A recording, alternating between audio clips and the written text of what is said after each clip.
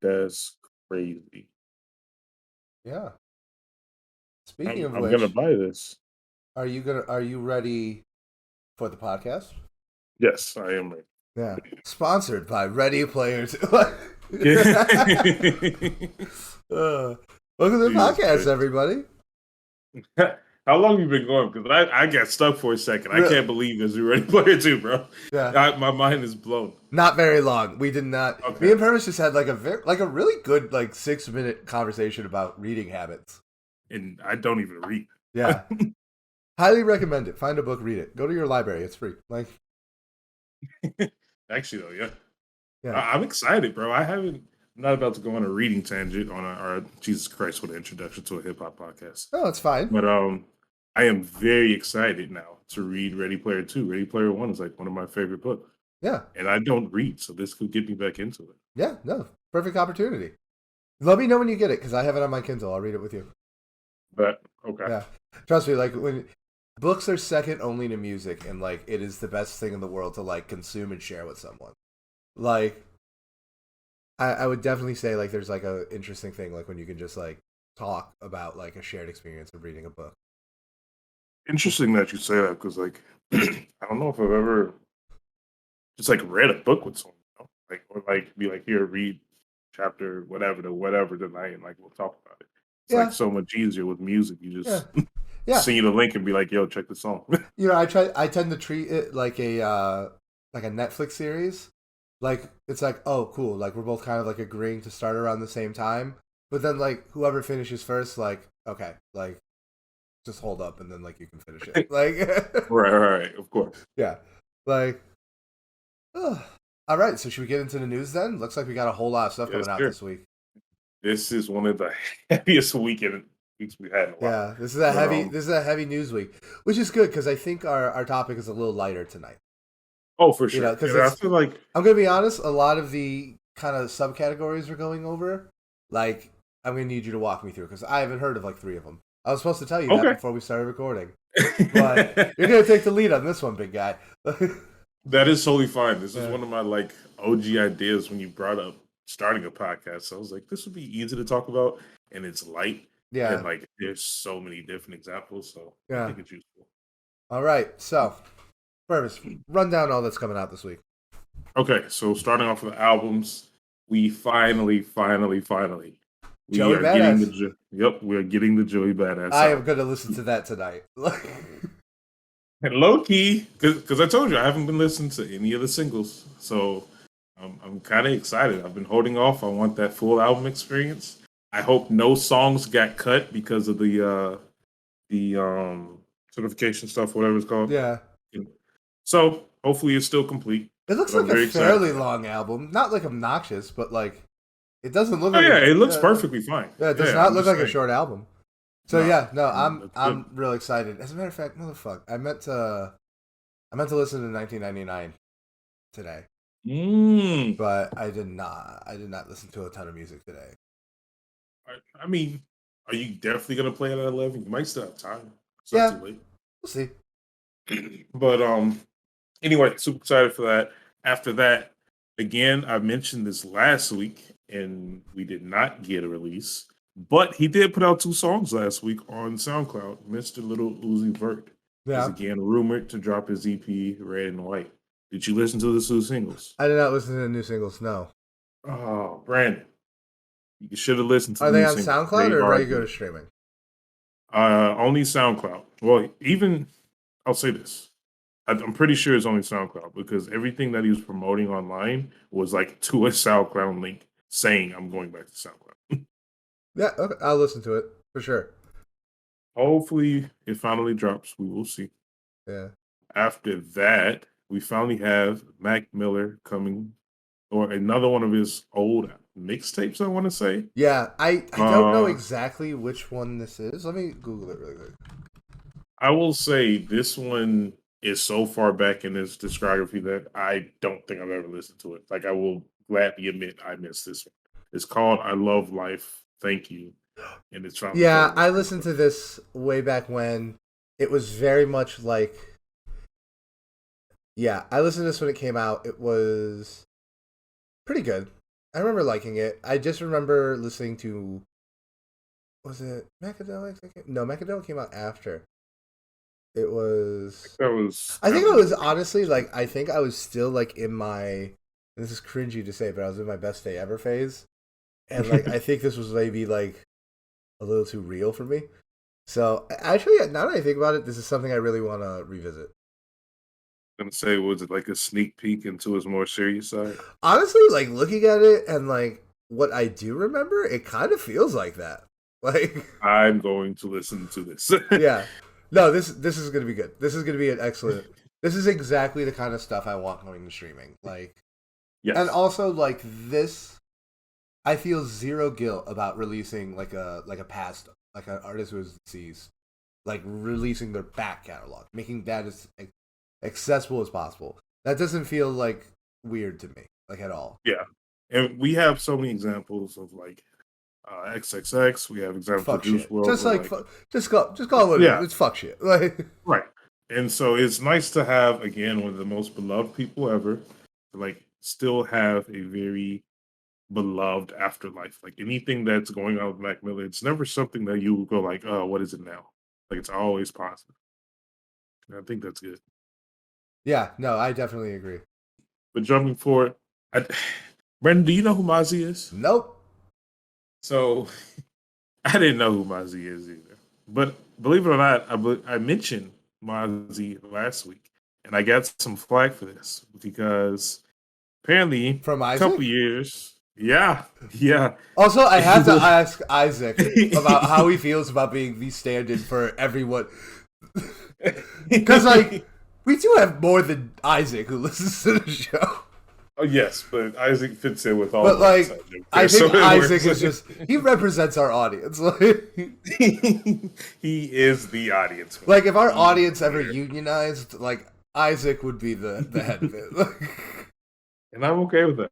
That's totally Uh, fine. But I got a lot of flack for not knowing who Yo Gotti was, and both of us did, really. yeah. Apparently he's much bigger than I expected for those, I guess you would say, what, 3 years above you or something Yeah. like that. Yeah. But he's signed to that label, and I've heard a Okay. lot of other people talk about it. So I'm gonna throw it up there. Survivor's Guilt. Yeah. I will eventually get to it. Yeah. You know who we haven't heard any of that about? Ooh. French Montana. I knew you was about to. No one has messaged the podcast talking about how we. No, I listen to French Montana. Not a single person.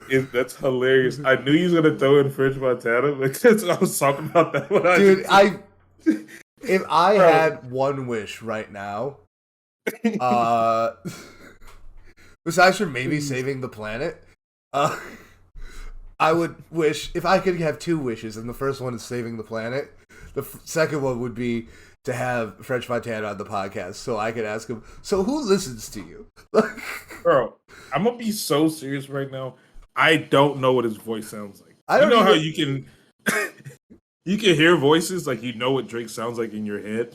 I don't know what French Montana sounds like. He has his ad lib is literally like sounds exactly like Kanye. So you know how Kanye does the huh sometimes? Yeah? He No, does- he does not. he does- He does not. Like he mentions it in songs sometimes. Brandon, you can't be serious. Also, this is not hate towards French Montana personally. No, but I'm This just is- saying, like, Raw curiosity about who is listening to you. I'm lost. I'm lost. Anyway, moving on. Are you okay? Oh, yeah. Moving on then. We mentioned him a few weeks back during the Freshman XXL episode. Bernardo Wick is coming out with Who is Nardo Wick 2, a follow-up to his other album that I actually enjoyed a lot. I don't remember where I placed him. I think he was like top 5 out of the list. Yeah. So this is definitely something I need to go into. Okay. I did And listen to then- quite a few songs from the Who is Nardo Wick 1. Oh, really? Did you like it? I didn't hate Fair him. enough. Yeah. I mean, I like, will take that. Honestly, he for a new wasn't person that's awful. coming up, you know, like, Yeah. you know, like, I feel like a whole lot of, like, people who are at that point in their career, a lot of my feelings towards them tend to be like, they could do something cool. Now, will they? Like, We just have to wait and see. yeah. Um, but honestly, excuse me, sorry, I started dying. Let me back up a second. The last two people on here, I was gonna say, can you do them because you know more about these artists? I don't know shit about Flo Milli. Really? We've had this conversation 3 times. No, we haven't. At least once. This is On the at least the podcast? second time. On the podcast posted on the internet. I don't really know Flo Milli. I'm aware of like But who she is because of cultural saturation. I mean, I know of. Yeah, like her I think in I general. don't think I know. I have never intentionally listened to a Flo Milli song, not out of any reason. It's just like I hear her stuff on TikTok. It's cool. It's just not like what I usually want to Now listen I to. feel like I'm completely mixing up who she even is because Yeah. now that you say TikTok, I don't even know any songs Oh, that her she stuff's has all going on. over TikTok. I Especially knew like if you Rico follow like Nasty a was. bunch of butt girls and like, which if my girlfriend's listening to, I don't like. No, I mean I know. So I know. Talk about Rico Nasty first because I definitely know you listen to her. But there was someone else, and I'm definitely mixing up. Oh, so Rico Nasty is dropping Las Ruñas, Yes. and yeah, no, I give Rico Nasty every project she drops, I listen. Low key, like we'll see how my weekend goes. We'll see if I get to it this weekend. But yeah, no, this is gonna be probably right under revisiting that Mac album. This is going to Mhm. be something I'm excited to listen to. This is going to be going into the library 100%. It's so interesting. I just Yeah. don't know that much about it. Yeah, like I think she kind of does, there it's kind of interesting. One of the episode ideas I wanted to run past you for maybe if upcoming like in the next week is like subgenres of hip hop because Okay. like there's definitely like a strain of like alternative hip hop. And like I think she very much falls into it. Like the other name that like really sticks out for me, like a sore thumb that would be very cleanly in that lane, would be like Injury Reserve. Oh wow, yeah. Yeah, I've listened to them in a minute. yeah, and maybe even like Amine a little bit. Like I think like that, kind of very countercultural hip hop stuff that feels like from the culture but not of it. If that makes sense. I completely understand what you mean. I'm really excited that you said that because I was going to also propose doing a deep dive on either one of his albums or on one of Two Chain's albums. Who? Who's his? Oh, Amine.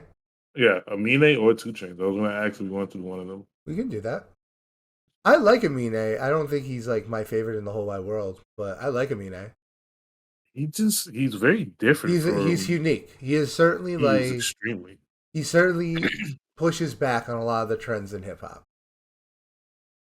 And he came out in that like pocket of time surrounded by all the, like I think it was like Lil Yachty, it was a couple other people in that period.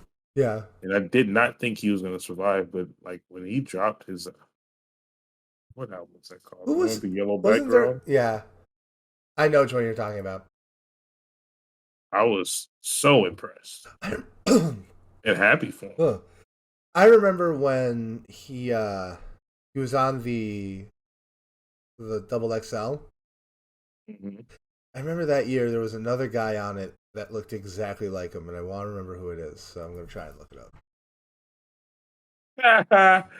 That is funny. This triple XL has XXX, Playboy Cardi, Oh, that's who it is. Playboy Ugly Cardi Guy. looks exactly like Amine. Wait a minute. That's crazy. I just pulled up the photo. I'm looking at all of them. They're standing next to each other. I have never noticed this. Like they are scary identical. That is Yeah. insane. And this is How's not like me being like a possibly deeply racist white that? person being like, Yeah, look at these. Oh, they all look. No, it's like these two right. specifically. Dude, I'll say these niggas look the same. They twins.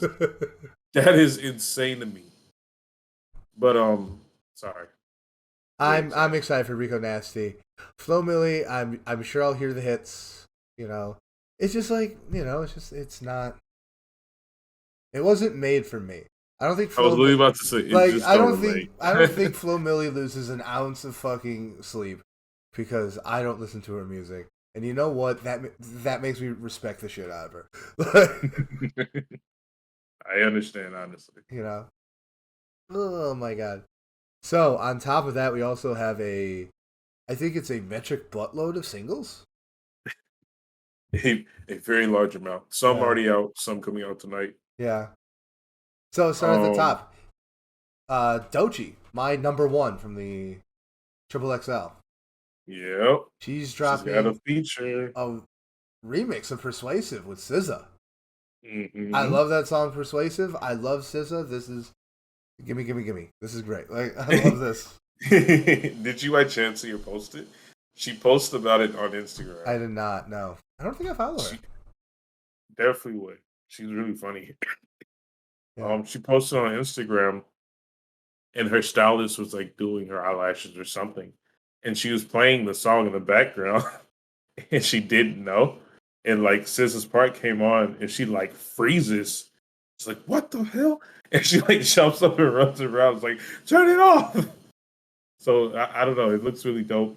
It's a good vibe. It's good. It's nice to see that connection between the two and like them helping each other up in the industry, even though Yeah. they're tied to different labels. But very, very excited. Yeah. No, very, very excited. Love Dochi. And then we have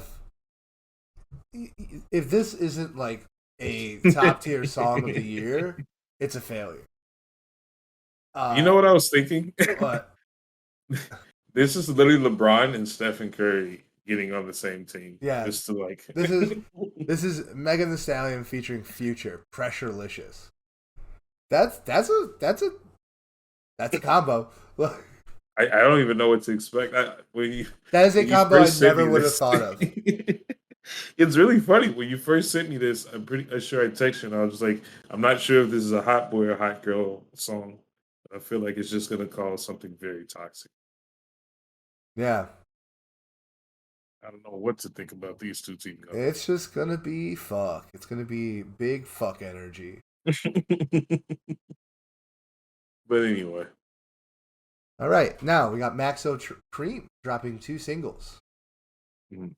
Give me, give me, One, give me the lowdown on Maxo. yeah. So I've heard a handful of songs. I've heard, I think one or two of his albums so far. He is in that same bucket that we've been talking about recently with Benny the Butcher and all those other people, West Side Gun. Um, he has already had a song come out featuring Benny the Butcher called Football Heads, and that came out last week. I missed it.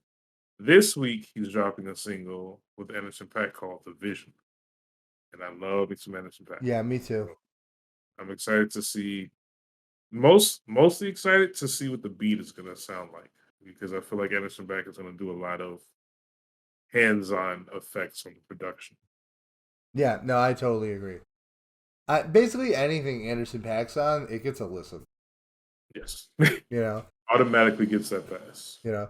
I mean, I don't know. Like sometimes I just listen to Anderson Paak and it's just like, yep, I'm gonna listen to this, I'm gonna enjoy it, and then move on. And sometimes it's like, I'm gonna listen to this for a month. Completely understand. yeah, I relate to that. Um, that's all the singles. And then we had two videos coming out. yeah. The first one,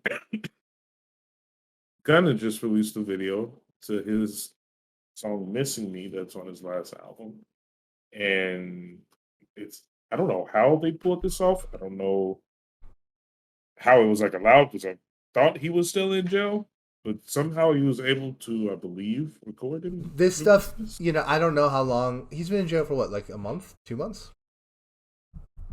Possibly, I don't know. Has it been Yeah, that long? I have no idea. Um, No reference in Look, I time. have no idea if this is the case. All I'll say is this: post production on video work can take a long time. Given the fact that this is from an album that came out like in what, like January, February. I can tell you right now, it was very early in the year I could when have it sworn came it was out. like on the chart at the same time as Dawn FM. Yes, it was. I'm pretty sure it came out the same weekend or something. January 7th, the first week. Yeah. So like So, yeah, it would not be weird to me at all if this was shot before he was in jail, just as being released now. that's huge, mate. Makes sense. And you nailed it, both of us. It was the exact same day. Yeah, dude, I'm so good at this. But anyway, Speaking I of think which, it's worth a listen. the other video. Oh wow, what a transition! That's crazy. I didn't even do that on purpose. Neither did I. I just realized it because you have a stupid ass acronym. Yes. What is this shit? A fucking ad agency? All right, bro. Just so you want. Yes. How do I make you love me? Yes. In the acronym. That is literally the caption of the post that he made on Instagram. I'm super hyped about this. I'm very That's like an anime influence thing. Oh, is it really? Yeah, bro. I highly recommend. And it's not long. If you want to look at it right now, it's on his Instagram. The full video literally, or just the clip? no, like the trailer, the little clip. Yeah. I think it's worth taking a look at because I think it's, I want to say the Akira style. Oh, like anime? Yeah, super dope shit. The stuff that Kanye used to, not used to, but you know what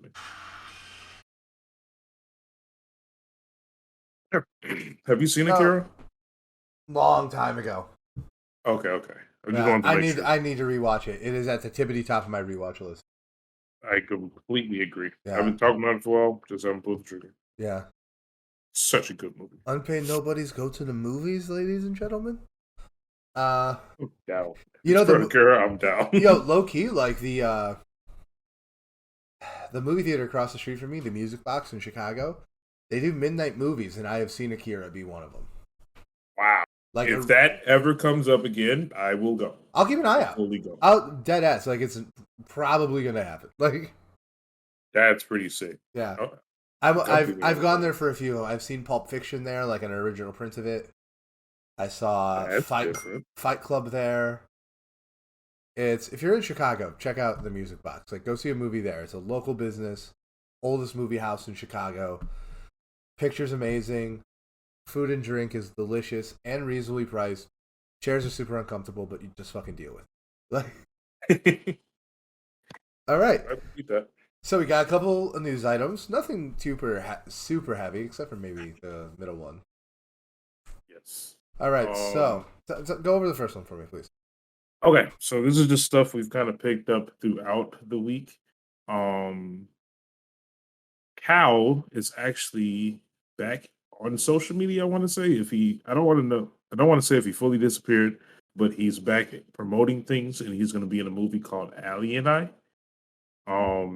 This is extremely exciting, in my opinion. I haven't heard from Cal or anything about Cal in quite some time. So, have you ever listened to Cal? Do you listen to Cal? I should say. I heard the I Spy song. All right, bro. And like, I just have to ask. I want you to understand. This is not. I'm not trying to talk shit. I'm absolutely asking this question. It's like, I am listening. Goodness. Yes. Who cares? I know. I know. I get it. It's your podcast. Okay, talk about Kyle. Like, what's the Kyle song should I listen to? You don't have to listen to any of them, to be honest, because you're not missing that much. Okay. But, bro, I Spy, honestly, come on. I Spy is a very fun song. It is a very fun song. It's an extremely fun song. It is on my party playlist. It will probably be on my party playlist for the rest of my life. Okay. But even still, that's like, no. But, like, the thing is, like, I don't even know. Is that, like, a hip-hop song, or is that a pop song with rapping in it? Like, That's what I mean. That's why I was like, I Spy anything. That's like me going to you and be like, hey, have you listened to Travis Scott? You're like, I've listened to Sicko Mode. I'm going to be upset. I disagree that those two are the same, but okay. Like, basically like saying I know their most hyped song. Yeah.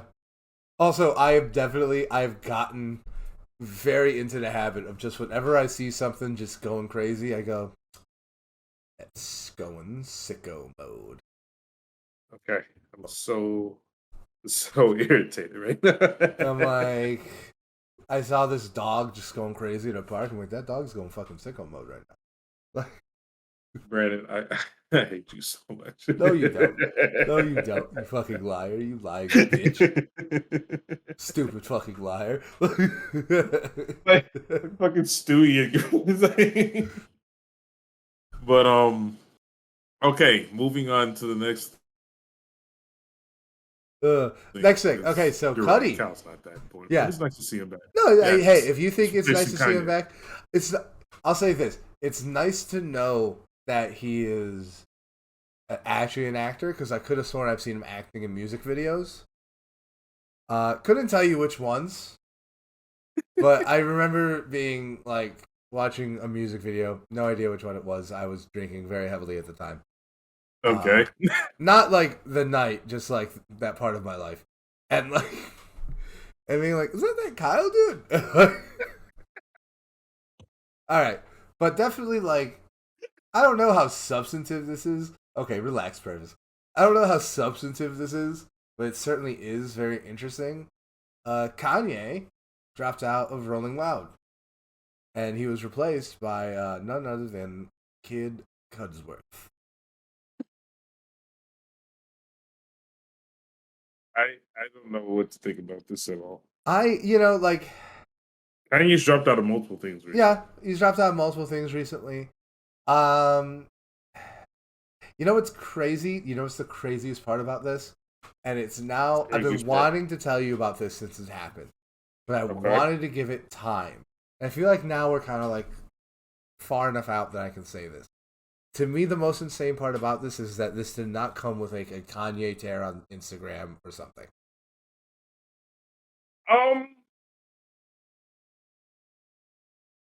I won't say I disagree because what you're saying is completely valid. And if it did happen, I would not have been surprised at all.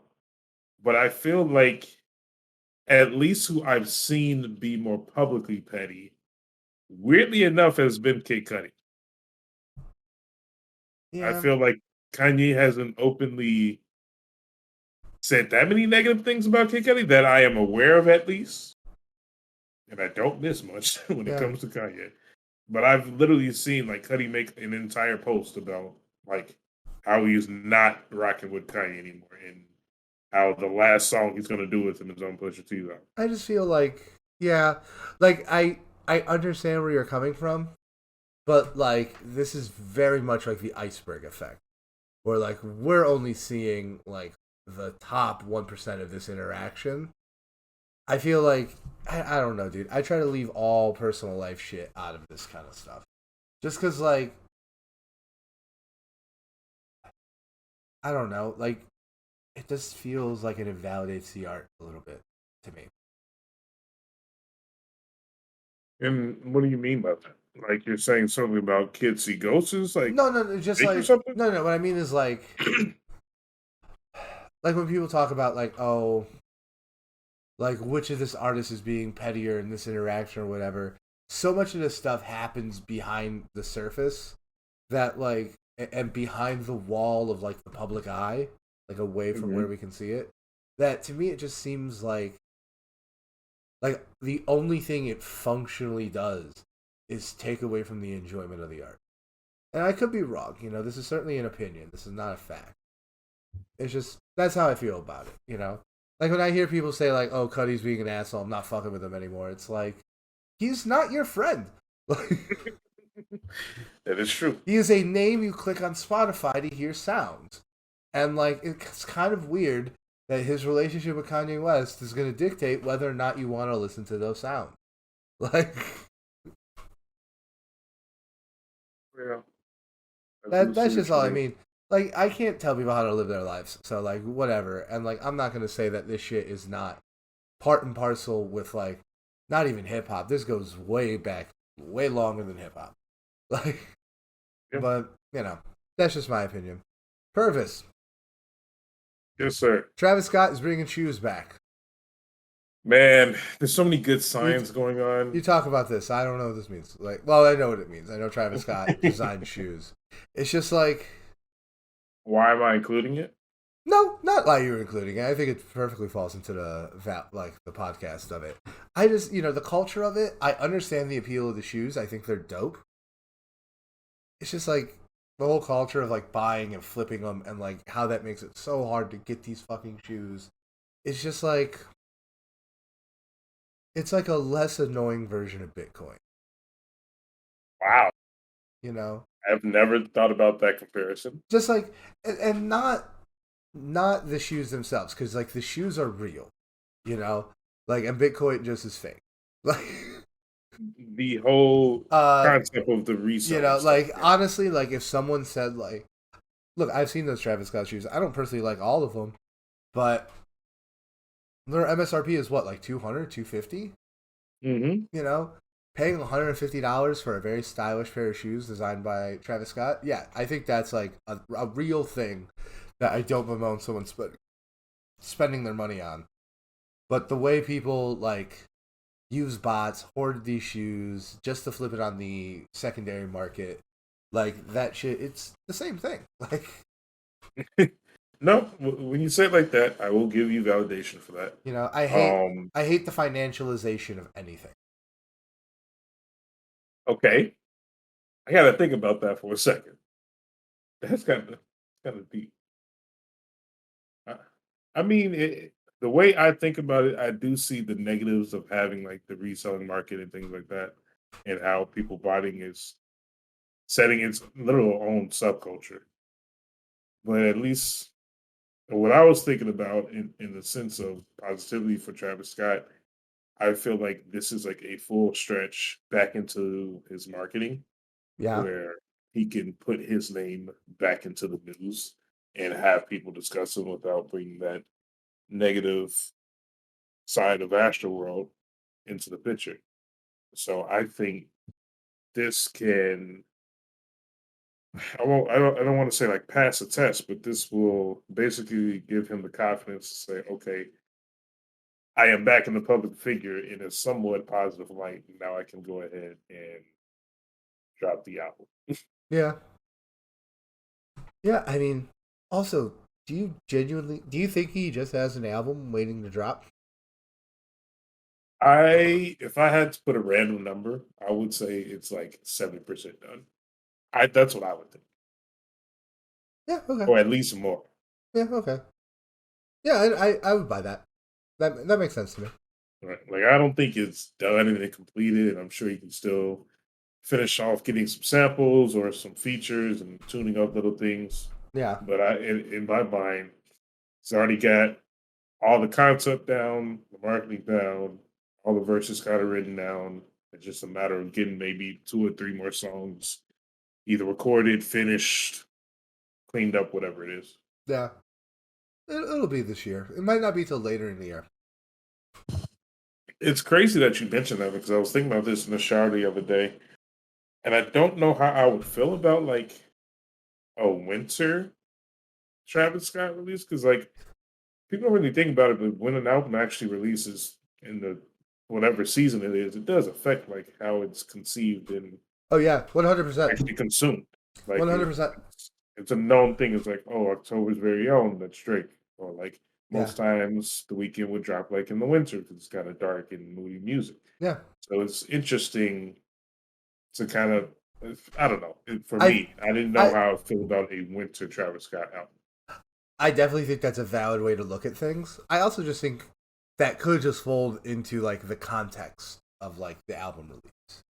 Like Mhm. a good example is like how Run the Jewels like they release all around the year, but they always kind of release like when some shit is happening. You know, like, Very true. you Very know, true. You've mentioned that before. yeah, and it's like yeah, it's kind of similar. To be honest, like I don't know. I think I really love the idea of like analyzing an album through the lens of like what was happening when it was released. You know, Mhm. like that is probably For sure. low key one of my favorite ways to think about things. And like you say, the weekend. My favorite example is how, you know, the weekend releasing After Hours 4 hours before the country went into lockdown, like it greatly like just captured exactly how I felt about like the album. Mhm. All But right, yeah. some of our boys are going on tour. Yeah, this is a, I don't know what to call this. They're both like, I thought retired, but Yeah, Wiz Khalifa and Logic are going on tour together. This is interesting because it's like you called it like an old head store. The note in this is like, who is this for? And Yeah, it's clearly, like, who is this for? and like low key, like it is kind of interesting because like because hip hop is so new. It was kind of like there's the 70s, 80s, that section of it. There's the 90s era. And when we were coming up, like to me, like if you said an old head, like that's what I thought about. Like I thought about someone who was like really into it in the 90s. Right. But now, like as time keeps moving forward, there are more and more eras to be nostalgic for. And part of me is like, is this like a throwback to like 2010? Is this what we're doing now? Because like low key, kind of Honestly, love that. Kind of in a mood for that right now. Because like I'm not against it. Because like Wiz Khalifa was on that Full Court Press album, and that's exactly how I described that album. It was very much a throwback to like the Dat Piff sound, like the sound that was like very popular on those mixtapes. It's a full release album. It's not like a mixtape, but like it just captures that sound. And like I'm wondering if there is a growing desire to like throw back to that. I don't know. Honestly, if there is, I am fully here for it. I'm very excited. I have a question for you. Yes. What number? What price of a ticket for this show would be so cheap that you'd be like, I gotta do it? And this I should ask: is this like me going like, "Hey, Brandon, we can use this for an episode. We should go," or is it like literally just like I'm getting up and I'm buying myself a ticket just to go by myself? I would say either way. Like it's just kind of like I guess like whatever is the higher, whatever number is lower or higher. I guess This would have to be like for me to go by myself and choose to go to this. It has to be like as low as $20. that was the number I was like. I'd go like if I could get a ticket for $20 before fees, I'd go to this. Like Yeah, that's what I'm saying. Like I yeah, would definitely spend my money and go to this and just and like enjoy like we saw the music. Pusha T for 35. Like is that really Exactly. is that really crazy? Like Nope. It's not something that's not even a low number to actually imagine. like so yeah, like I think there's a growing market for this, and like you know I like that. I don't know if I would say I like it because it's not really for me. I But like the concept. no, like the early Logic stuff, like I get the appeal. I don't think it's like ass by any stretch. It was like a little too lyrical miracle for me. Mm-hmm. But like it's good. Yeah, You know what I mean? It just wasn't my taste. It was a taste Under thing. Pressure is very, very high quality, but it is an acquired taste. Yeah. All right, and we have an anniversary. Yes, I threw this in here just to kind of date ourselves Yeah. because I'm feeling older and older every Yeah. day. But Flower Boy is 5 years old. Wild. 5 years, half a decade. This came out, I was still in college, like my Yeah. undergrad. This came out when I was interning at the company I now work for. Jesus Christ. Yeah. This came out. How did- It was crazy as this came out like 3 months before we met each other. Actually, yeah. We are literally at like 5 years more now, right? Yeah. Crazy. This is not going to be our timestamp. Flower Boy is when we met each other. Yeah. Is it old enough? You know what I'm going to ask, right? Is it old enough so we call it a classic? I don't think Flower Boy qualifies as a classic because of the existence of Igor, but Okay. that's the thing. Like, I think like the idea of like what is a classic is just so fluid. It very much depends on that artist's like career. And the other thing is that it's subjective. I as much as we talk about like yeah, of course, Blonde, of course, To Pimp a Butterfly, of course, what the fuck ever. Of course, those examples are classic. Mm-hmm. But like ultimately, like that is an opinion.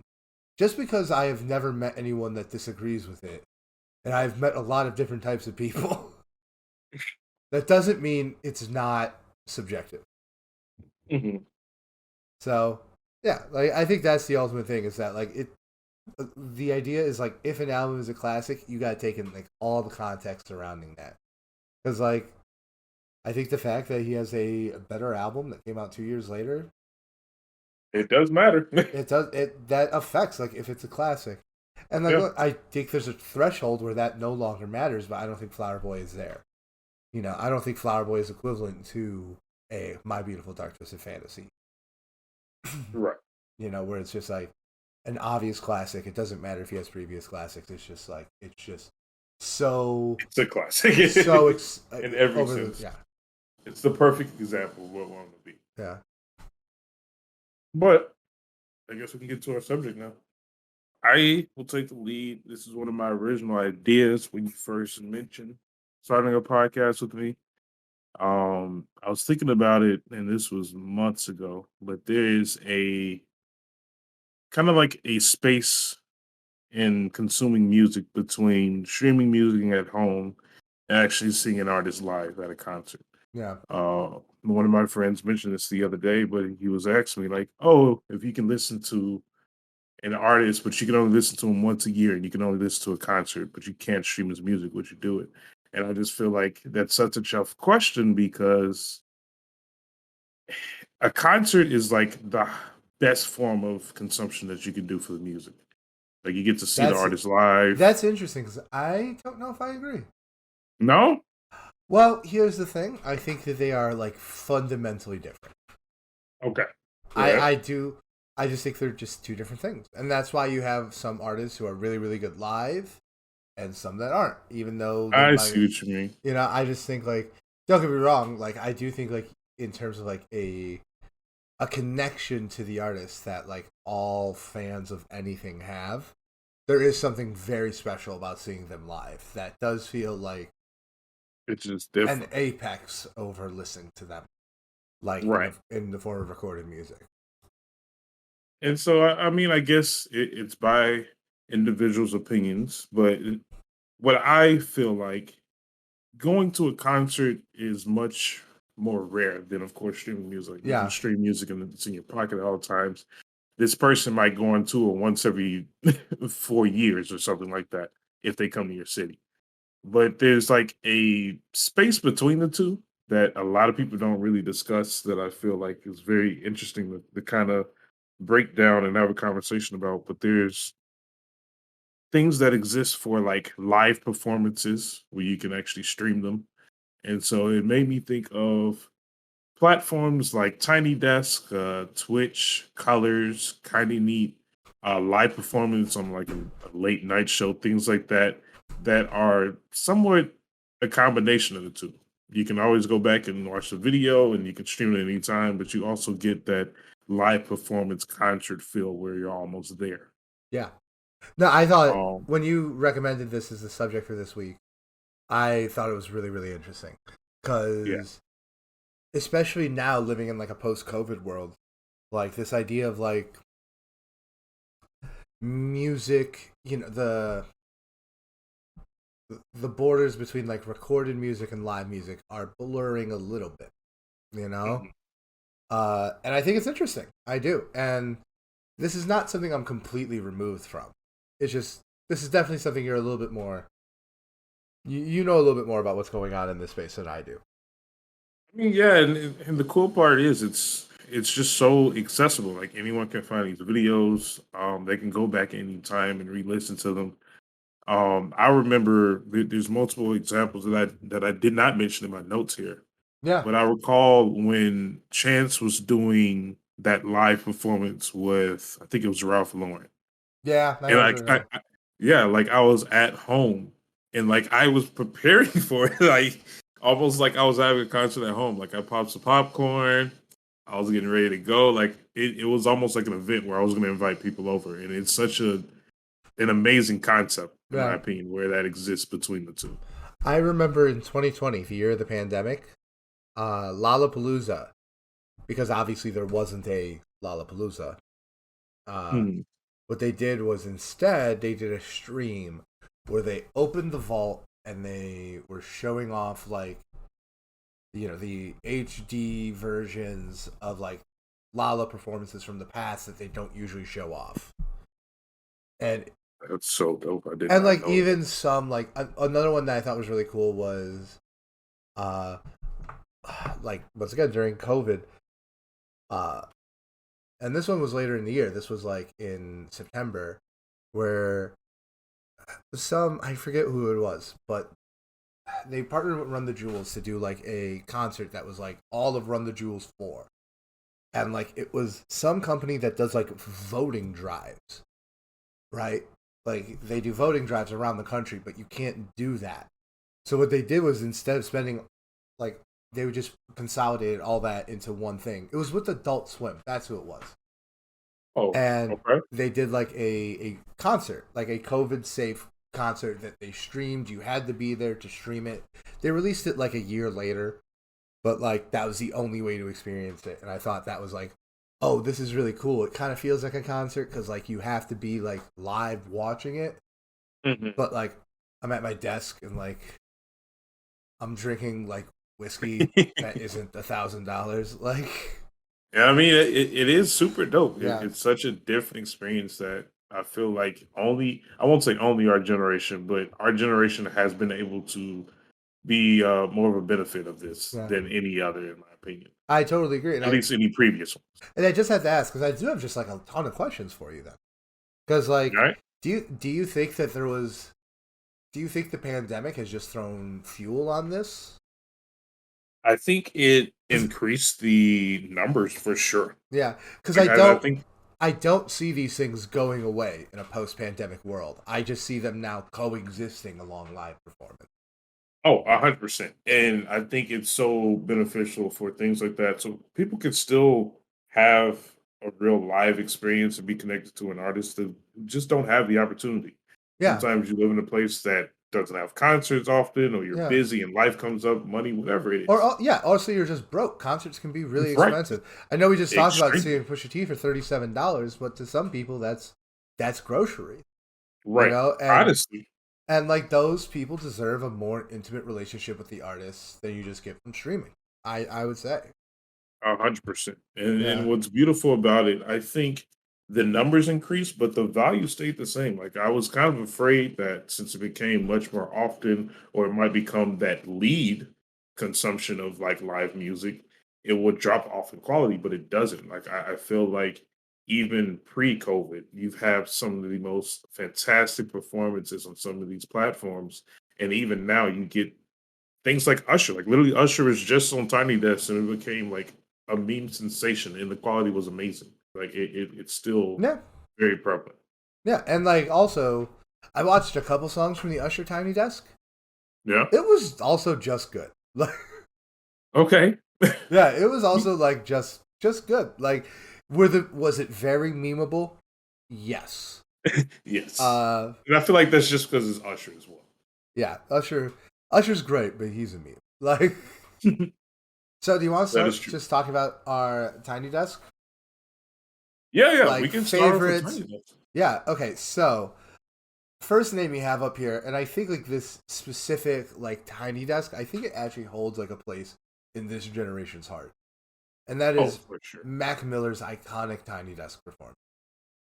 I can't tell you Everyone how many has to times I listened to this yeah. in and you want like a really, really hot take? All right. Go on. I think the songs he did at the Tiny Desk, I think they just sound better recorded. But still, like the energy, the vibe, all of that, especially after his death, and especially considering what's been going on, it's just soothing, man. It's like chicken soup. It honestly is. And I'm glad that you brought that up because like there is, and I know you said earlier, concerts may not be the best way to listen to something, and there is a strong value in having that, especially because you have title, you have that top quality studio quality, like out audio that you can listen to, but it just hits different when it's like a actual performance by the Yeah, artist. Like the yeah, artist took time to select songs, to practice, to see what they wanted to present, and have that be their face. Like this is almost their source of marketing yeah. for them. Now I have an interesting inversion on like that concept. You know? Do you think the Tiny Desk are marketing for the artists? Or do you think the artists are doing the marketing for NPR, the company that does the Tiny Desk? I think it works both ways. Honestly, it's a partnership. Like in my opinion, the way I look at it That's is the that coward's answer, but it's also objectively correct. Like, yeah, and I'm just saying that's that's the business side of me coming out. Like, no. Like, actually, it is beneficial for both, and it's not like it's hurting the consumer, which is super important. It's not in your face. It's not like aggressive in any sense. Obviously, you're gonna have ads on YouTube, but it's easily consumable where it doesn't hurt the audience. So, in my opinion, I think that's super beneficial if two parties that come together and like I don't. Maybe I haven't seen a Denzel Curry anything. They just released one. Like you have that moment to be like, yeah, okay, I can see what he's like live, yeah. and it's gonna hype up both of them. I think another thing that's so interesting, specifically about the Tiny Desk, I think this is the thing that the Tiny Desk concerts have that are unique to them, Mhm. is it's completely unique. Like I've seen Mac Miller in concert. Now I saw him much earlier in his career, so like God knows the energy of his live shows could have changed. But the energy of that Tiny Desk, that's not the energy you're gonna get at a Mac Miller show. You know, Not at all. It's very and different. it's a very very different energy, and I think that's the reason why Tiny Desk specifically like reaches so many people. It's because it's a unique experience. It's not something you can get in a Right. live performance. It's like just inherently, like you just can't do that. Like that kind of super intimate. Yeah, Like literally, it's this is something. impossible. This is something you can only do by in the way that it's done. And Mm. I, And they've mastered that. yeah. Now, I've Go ahead. no, I'm just gonna ask. Like, do you have other artists whose like Tiny Desk concerts that you really really appreciate? Yes, another one that I threw up there was actually Sir. I've mentioned him maybe twice on the podcast, but he is signed to TDE. He Yeah, is more on the R&B side. I'm aware of Sir. But for the listeners who may not listen, Yeah, um, bro, like it is so it's so much different seeing it live because you can add emotion and you can see how the artist feels about their own music. Like there's there's a beauty in imperfection, and I know that sounds so corny saying that, no, that but is no. I'm gonna defend this one because it's just objectively true. Like, and it's not even like actually I hate using the word objectively, but like right? studies into this shit have proven that like the flaws of things make us like it more. And look, I might have missed some of these like concepts that you're mentioning or theories, but I just feel like it a studio performance is perfect for that studio because like it's meant to be perfected. You get the streaming, it's consistent every single time you listen to it. Hearing an artist like change a note or like react to something and how the music plays, or even Yeah. just live instruments create But different even just sounds. adapting to being in in that environment. Exactly. Like the beautiful part about Tiny Desk, it hit so much harder than some of the other places, and I wanted to talk about them first, Yeah. is because of the surrounding room. Yeah, It it's literally is super like duper a small. family room. Yeah, It's it's a an family room office. in the middle of an office. Yeah. Yeah, it looks like someone's house almost, Yeah. a messy person's house. But regardless, that's a homey feel. And in some of them you can kind of see like the camera move, and when the position it's usually in when they do it, it makes it look a lot bigger than it actually is. Like Mhm. and it looks small. It does not look like huge. But it's People are 3 feet away from each other in the yeah. corner. But it looks even smaller when you see it in motion. Mhm. So definitely, he brings an amazing talent with the voice and the instruments. The Yeah. live instruments just always hit different. So Mac Yeah. Miller, Sir, Denzel Curry, Yeah. top tier tight this, but there's so many more. Yeah. I mean, there's so many more. I think another example, I think the reason why I put Denzel Curry is because like it is just such a different vibe than you get from his live performances. It's the Hmm. kind of vibe you're only going to get in the uh, in this kind of environment. And another one I want to bring up just because I like it so much, the Freddie Gibbs and Madlib Tiny Desk. Oh yeah, that's Yeah, a that's good an one. extremely good one. And another thing Hmm. is that, and if you Google Tiny Desk, you'll see that this is true. Like it's a format that plays for literally any genre. You Yeah. know, Oh yeah. everyone from fucking like Chris Stapleton to Giveon has fucking done instead of fucking Tiny Desk. Like, Yeah. uh, so I actually I have two questions for you. Have you ever heard like a Tiny Desk outside of the realm of hip hop and R&B? And if so, do you have a favorite? Ooh, I know I have, but I did consider. I didn't think about this previously. I should say. I gotta think. What is a tiny desk? Well, give me one of yours, and I'm gonna do some research. I'm trying to see if I. Well, the thing is that like let me look. I mean, I like the Idols one, and I don't really listen to a lot of post punk. John Baptiste, that's the one. Because you know Okay. that kind of like I don't listen to a lot of him specifically, and that's one I really really love is the John Baptiste. Man, he really got me thinking. Yeah, and I have another one while you're doing it, and that was have there's ever been one that disappointed you? Because I have one. Nah, I'm gonna be honest. All the ones I've listened to is artists that I like, so I might be biased towards them. But I don't think I've seen one that I don't like. Nah.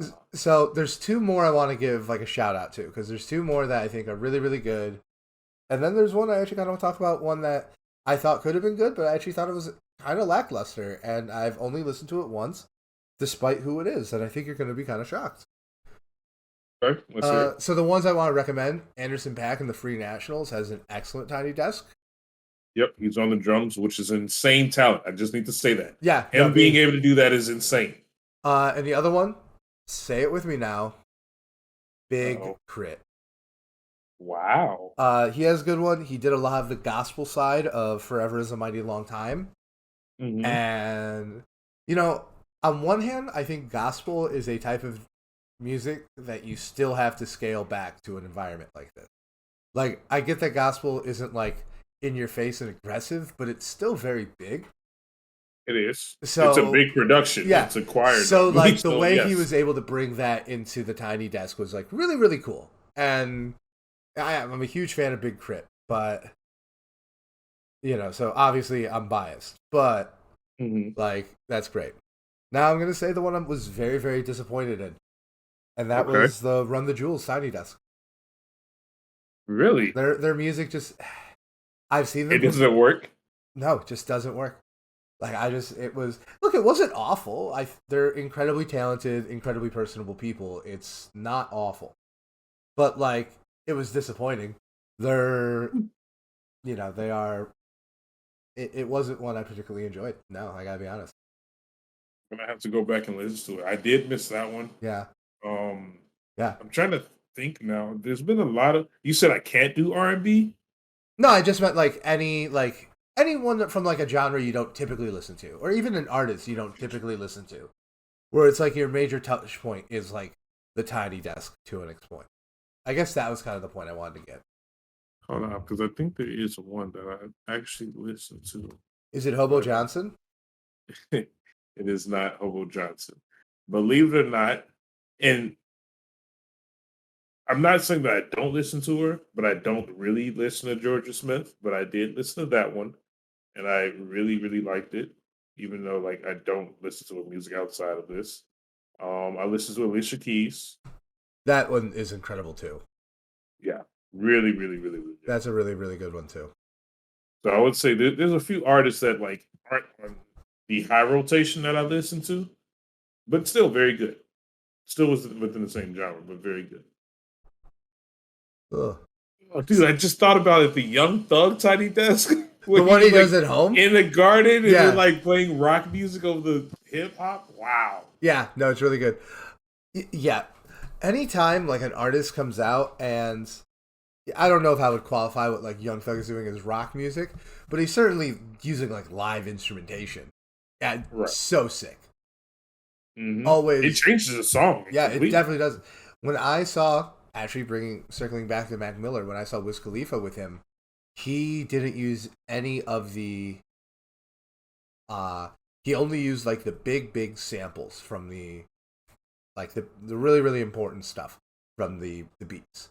Everything else was, a bass player, a drummer, a guitarist. Lupe Fiasco too actually did that. Oh, really? Yeah, where they did everything. Vic Mensa also, I don't think he had a guitarist. Or did he have the whole thing? I think he did actually, now that I think about it. I think it definitely limits your live performance because it limits how much of the stage you can actually be on. But it really brings something to the music, man. I love a good live drum.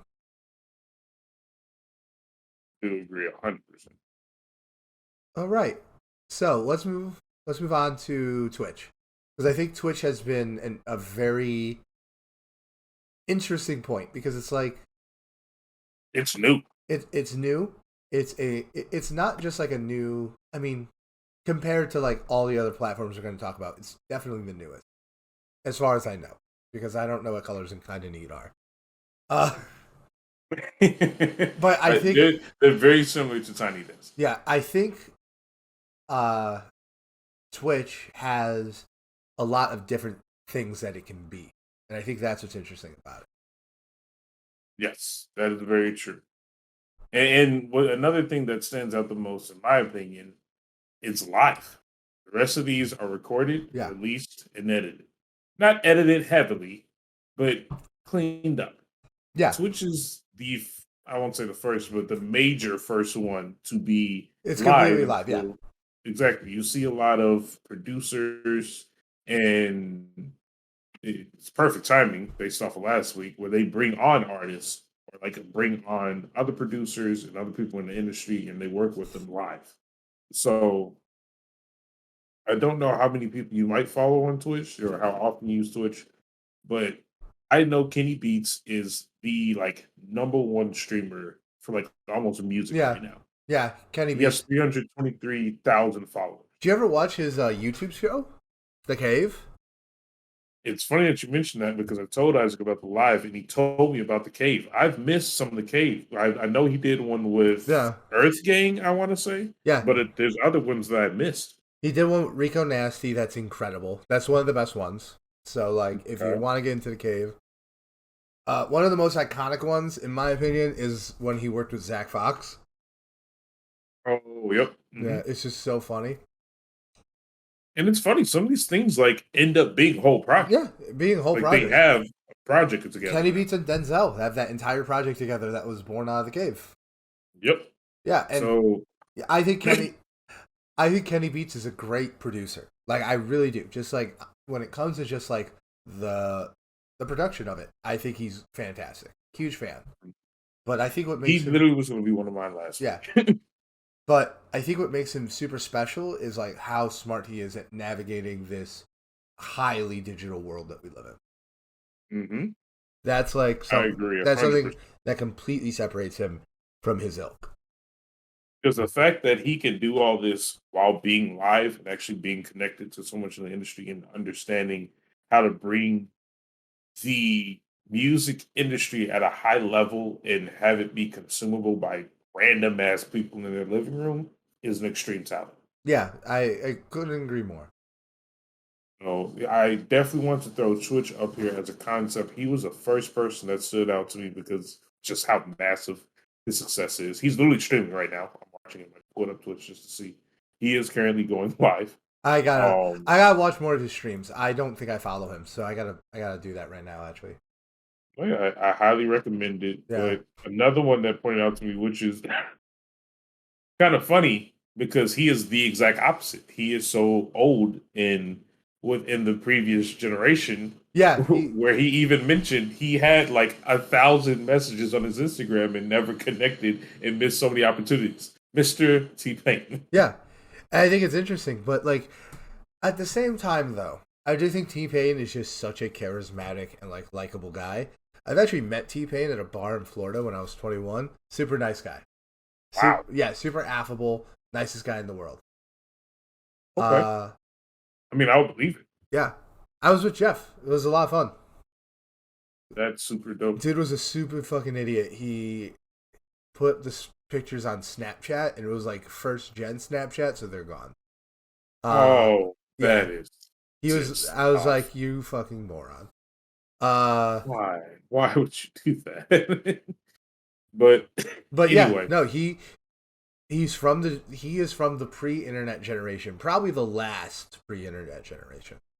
hmm You know, he was certainly like the last crop of people, because even like people who we don't think of as in the internet generation, like are like Kanye. yes, he is, You and know, boy has he tried to adapt. yeah. Now, I think, but like another thing, does T Pain do music on his streams or does he just play games? He does a little bit of both. I've seen some games. I've seen some music. Because I know Logic was I've, streaming for a while. I don't know if it went well for him, but yeah, Logic was definitely more on the gaming side. I feel like he never really did any music stuff on his Twitch. He somehow, I don't know if he officially got signed to FaZe, but he has this story that he posted about how like FaZe had hit him up in the DMs and was complimenting his music and gave him a free hoodie, and he just so happened to wear that hoodie in a music video because it matched his infrared Jordan 6s. And like the next day, everyone's like, "You're on FaZe." So I'm pretty sure he was mostly just kidding. yeah, But even still, he has a platform here within this form of consumption where it's like a live performance between the concert and the yeah, streaming. Um, I don't know. It has its own little subcategory in the conversation that we're yeah. saying here. Well, There's a live aspect. I think even stuff that has nothing to do with music, as long as it's creating a connection between you and the artist, it's going to affect how you listen to the music. hmm Because I think music is something that's very hard to do live. Which is why which is why I don't think you see a whole lot of music streamers in hip hop. Which is kind of a good segue to like something I wanted to bring up as we talked about this. hmm It's kind of like this culture of people, and this is more like electronic music, and you can get like whatever kind of electronic music you like. You know, you can get house, you can get EDM, dubstep, you know, lo-fi, vaporwave, whatever you want. There are like this culture of DJs who on YouTube and Twitch, they'll stream for like 24 hours a day, like 24/7. And like I think they just have like this massive 10,000 song library, and they have like an algorithm that like does it. But Okay. it has, for me at least, it has become like a chief music discovery platform. Like I have a few streams I listen to like every night for like a little bit. Usually it's all like house music or like lo-fi or synth pop or something like that. But I think like Mhm. this culture of like actively curating playlists in real time on streaming platforms, like even if the visual to it is animated, honestly, I kind of like it the most when it's just like mildly animated and it's kind of like a wallpaper. Mhm. You know, I think this entire like thing is really really cool. It's a really really cool mechanism for music discovery. So if we were talking about it, I just wanted a second to talk about this because I'm a fan. Oh, yeah. I definitely follow. And if you use that and it's beneficial, honestly, Yeah, it's more personalized, but I guess that's the point. yeah, um, I guess it's interesting because I feel like it's different for every person, their experience. yeah. It's I definitely guess that stands for this as well. it. That's definitely true. It's in a different sense. Yeah. So But why don't we run down the last three a little real quick? So explain to me what colors and kind of need are. yes, so I was gonna say it's perfect that those two are paired together because they're kind of similar in a sense, more to Tiny Desk than any of the other examples that we use. But I feel like Tiny Desk has a complete package. You get the live musicians, you get the live artists. It's a mini audience there. Colors and kind of neat is literally like just a person standing in the middle of a room with the microphone with some headphones on. It's like a I'm looking at true some now. experience. That's interesting. I like that. Yeah. So it's literally like a very, it's almost like you're in a studio now watching them. You're listening to them, listen to the beat. They throw on some headphones and they're spitting live on the mic. So it's a very different kind of experience in I'll have to watch between this. that streaming and that concert. I'll have to watch this Masego one. Oh, by the Oh, way, for sure, for sure. my partner Juliana, she loves Mhm. Masego, Oh, good, yeah, and she was dope. like, I think I saw him playing music, in the city this morning This morning, or yesterday. He's like performing on the street, and I'm like, I don't think Masego performs on the street, but maybe he did. I don't know. I have no idea. I That's hope it's very true, Juliana. If you ever listen to this, I hope it's true. interesting. Like, I mean, it could be, yeah. but his episode is phenomenal. Smino has an episode is That's the other phenomenal. one. I see right Gunna now. is up Gonna top there. off. Mine, and it's like it's active. Like this is live. Kelly Ucha is just they just dropped a video for her 14 hours ago. So like they're constantly updating and putting out these great performances where it's literally like you're watching them in the studio. Yeah. No, this is really cool. It's super I'm dope. probably gonna watch a couple of these tonight. I highly recommend it. The quality is also amazing. It's a very like, and it's very simple. That's the crazy part about it. Yeah. It's called colors. It's literally just pick one color. And you walk in a room. The background is that color. You just go. You're I gotta look flowing into in this. the This is music. cool. I like this. So yeah, I highly, highly recommend both of those. Kind of neat. It's a little bit different where the angle is much more up close, where it's kind of like a portrait video where you're like watching the artist like look into the camera, kind of chest up. Whereas colors, you get like a full step back and you're watching someone almost like on a plane. Oh, I know Kinda Neat. Oh, I've been watching Kinda Neat forever. Okay, yeah. So there you Yeah. go. You know what it is. Yeah. It's kind of interesting because I feel like Kinda Neat is very much like in this very alternative hip hop lane. Because I gotta be Oh, for honest with sure. you, like a lot of the artists I liked when I listened to a lot on Kinda Neat, it was like, oh, I kind of cringe thinking back about this now. Like, Oh no, you have to yeah. say it now. Just like shit like Nacho Picasso, who I stand by. Or like, Cali Uchis, like I remember this video from Yep. like 8 years ago. That's Yep. crazy. Or Earth like Gang has a Earth video. Gang There's a Jid from couple. like 5 years ago. Yep. I Mobby has one. Yeah. Honestly, Cal like has one. I Sorry. always I always listen to the Nacho Picasso Villains in My Circle one. It's so good. So you're familiar with this? Yeah, I'm a little bit more familiar with Kinda Neat.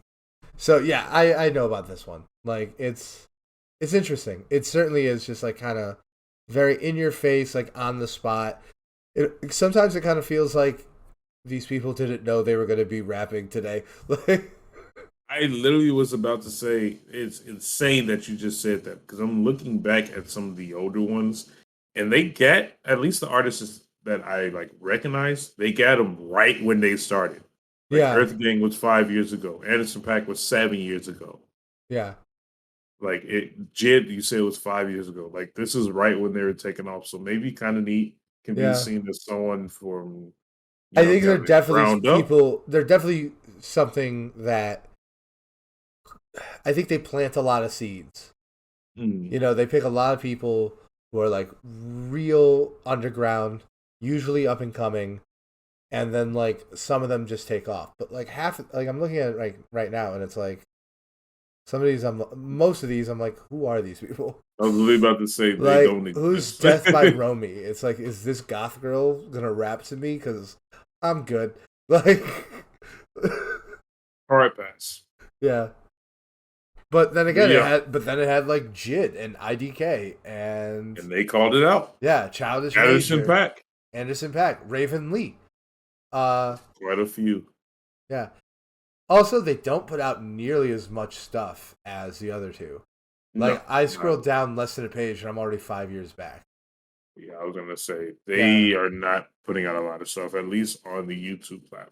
Which makes me think that this is some guy at a record store who, like, That would be really dope. yeah, That would be really dope. yeah. But I think the last one that you brought up on the document that I think is worth talking about is like yes. just kind of going back very old school because this is like the oldest version of this. Yeah, I was gonna say this would be is basically what started it in my Yeah, and that's opinion. like TV performances, shit like late night shows and Saturday Night Live. Exactly. Yep. And like, yeah, this So shit's been goes back to fucking Elvis. Like, yeah, that's what I'm saying. Like this goes way back. This is probably more closer to the concert side, but I feel like this is essentially what started it all. yeah, Those live performances on late night shows and stuff like that. yeah, definitely. And it's just that's just what it is. Like, It's interesting do you because have like a favorite? I would say some that just kind of stand out to me. I mentioned that Chance one earlier that he had. yeah, I guess that's not really like a live performance, yeah, but there's a lot on SNL. There's the Kanye West one doing the Yeezus face. It was a Kendrick Lamar one that he had.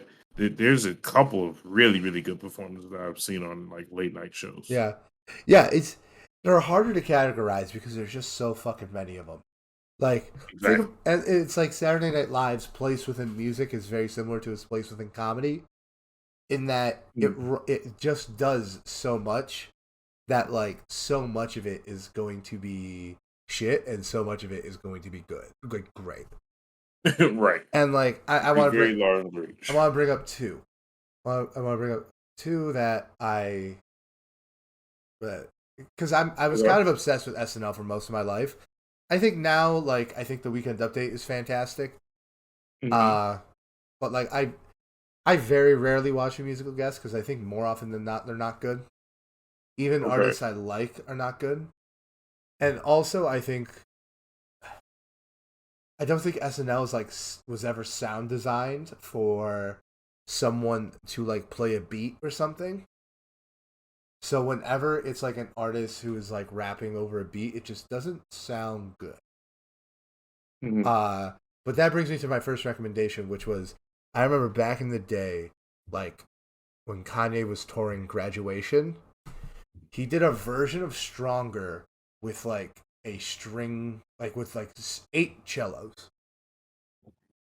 And I think Daft Punk was also there, and it sounded fucking incredible. That sounds like an insane mixture. If you can look it I'm up, find definitely it. here for it. Yeah, if you can look it up, find it. And the other thing I want to talk about SNL is actually not musical, but it involves a musician. Okay. As you know, the news on SNL is called the Weekend Update, and I kind of like that whenever the Weekend is on the show, they do the Weekend Update, where they just check in with them. So yeah, it's just a funny joke. It's a funny little dad joke in the form of SNL. But All right, that was a fun one. yeah, it was an easy one. Like I said, it's just his own little space in terms of like consumption that I think is very valuable. Then you can go so many different ways with it. Live performances, studio performances, Twitch, live things like that. Like it's pretty dope. All right, you want to do your recommendations? Yes, sir. Should I start off? Yeah, you do the first one. I'm going to do the self-titled song, Baby Keem by Baby Keem. Oh no. This is on like one of his first albums. This is much, much older than when he popped off, but I think this is actually one of his better songs, believe it or not. Really? Yes, it's really good. I like Baby This Keem. man has been spinning since he started. Yeah. I feel like he's getting better very fast actually. I go back and listen to his old stuff and it's like it's still really good, but it's rough. Like Yeah, you can see him progressing. yeah. All right, so That would be my first one. okay. So my first one is a very mainstream pick. Okay. So it came out this year, uh popped up on my on my title playlist. And that's Sunshine by Lotto, featuring Lil Wayne and Childish Gambino. Wow. Yeah, no, I mean, I did not give the Lotto album probably the attention it deserved. This song got served to me. The features like really enticed me. Mhm. I'll keep it real. The features are not incredible, but Lotto's performance is. And yeah, I really really like it. It's a fun summer song. It's not the greatest thing in the world, but it's been in my ear all week. Okay, it's interesting that you said that because Eddie told me about this song He texted me randomly, like in the middle of the night, a couple like weeks ago, saying, "Have you heard of this song? How do we miss this?" And if you said like Lotto outshines both of them, it's kind of sad because you feel like big names like Lil Wayne and Childish Gambino would kind of not carry the song, but give a good verse. I mean, like I thought the Beano verse was like real Okay, fun, but like I wouldn't say outshined. It's just like you never think that they never overshadow her. okay, All right. bet I follow. Um, my second song, I try to find one very low key artist a week if I can, but I found an artist called J Tech, and he put out a song called Tim Duncan. He only has 330 or 300,000 plays on it, so it's extremely low key, but it has an amazing beat. He tells a really good story. The rhymes are catchy. I will tell you, I found it off of TikTok, but man, was it good! Hmm. Very worth checking out. All right. I'm gonna do something real similar. So last Saturday, Okay. my a friend of mine, Lenny, took me to a kind of like a meet like a mixer for creatives in the city. Someone she knew Mhm. was throwing it, and it was like a small event where you got to meet people. I met some people who were like making shirts, but like one of the coolest things is that I actually got to meet a local musician, someone who's making rap music right now. Okay. And I want to recommend one of his songs. I want to recommend Nightcrawler by Ronnie Rage. Ronnie is super dope dude. I got to talk with him for about 15 minutes at this mixer. He's coming up very much in the vein of like the SoundCloud rappers. Okay. Um, and I just think Ronnie, I'm gonna send this to you. So like, if you hear this, like, don't think like, I just think it sounds like a very, very good version of that. And I remember when I was talking to him, like he said that his influence that he really like one of the artists who he really, really loved was Kid Cudi, and Okay. you can really feel it. And this song Nightcrawler, it's great. The entire album is worth a listen. I highly I'm recommend literally it. saving. If you Let me get the name of the album to drop real quick. Let me just It's anti dot Yeah, verse. So Antiverse. Yeah. ANTI. Yeah. Okay, but Save Antiverse, listen to Antiverse. The entire album is worth your time. Best thing in the world, under 30 minutes. Fucking dude knows how to fucking get people to listen. Absolutely. I think Nightcrawler, probably my favorite song on the album. Go stream Ronnie Rage. I'm 100% saving that. Uh-huh. My last one is actually something I texted you about recently. I just downloaded and almost already finished Miles Morales, the Spider-Man DLC, I guess you want to call it, the Spider-Man 2. I don't know what it's called, It's like it's a but full game, but it's just like it's much smaller. right. So, I mean, it's dope. Regardless, Black Superman, you can't buy it. Like, you can't beat Black that. Spider Man, you heathen.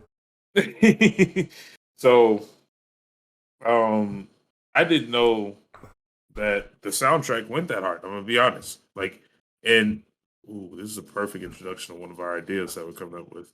But we definitely got to do that gaming episode Yeah, soon, we're gonna do a more gaming episode for sure.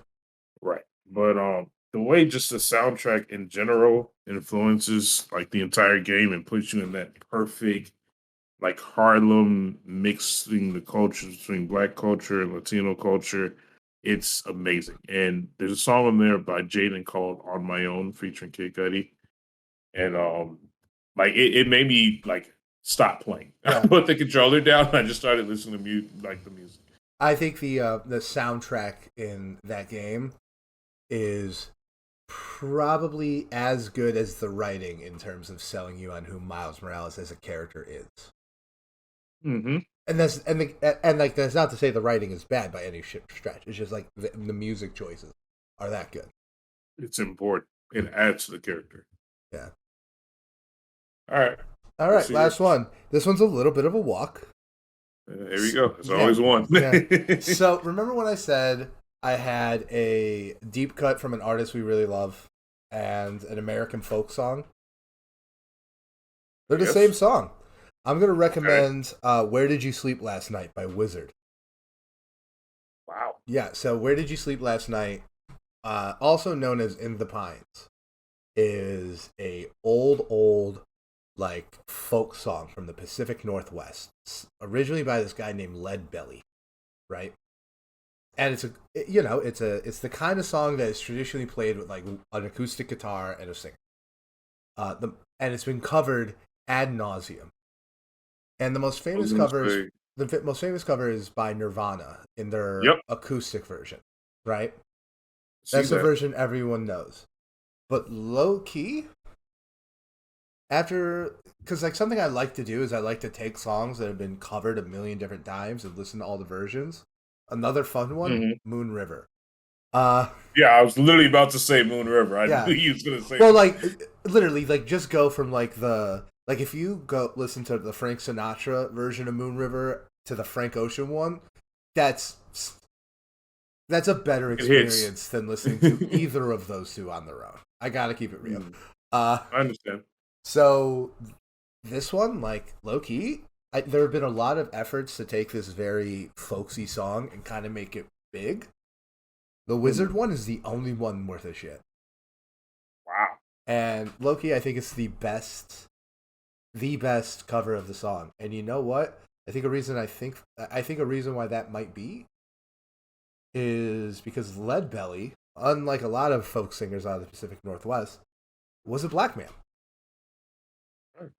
And Kid Cudi, as far as all the covers I could find, which was like 15. Like he was him and Dot the Genius were the only black men to cover it, and I think they did the best version. Bet. Yeah. I'm all here for it. I will go back and listen to this. Yeah. We've been on that Wizard Kid Cudi phase. Yeah, so. it's the song right after Teleport to Me, Jamie. And it is an incredible 1-2 punch with that. Yeah, the only thing is that, like, once again, like, you know how Teleport to Me, Jamie, like, kind of feels like a hip-hop Kid Cudi song? Mm-hmm. This feels very much like him doing a rock song, but it's great. Okay. Yeah. But then again, so does Kids See Ghost. Like, I'm going to go back and re-listen. Yeah. No, if you mentioned that. Purvis, what a reasonably long episode of the podcast. Yeah, we actually found balance. Not too long, not too short. Like, oh, thank God. Yeah. All right, guys, you know how to reach us. Thanks for listening, and we'll talk to you next week.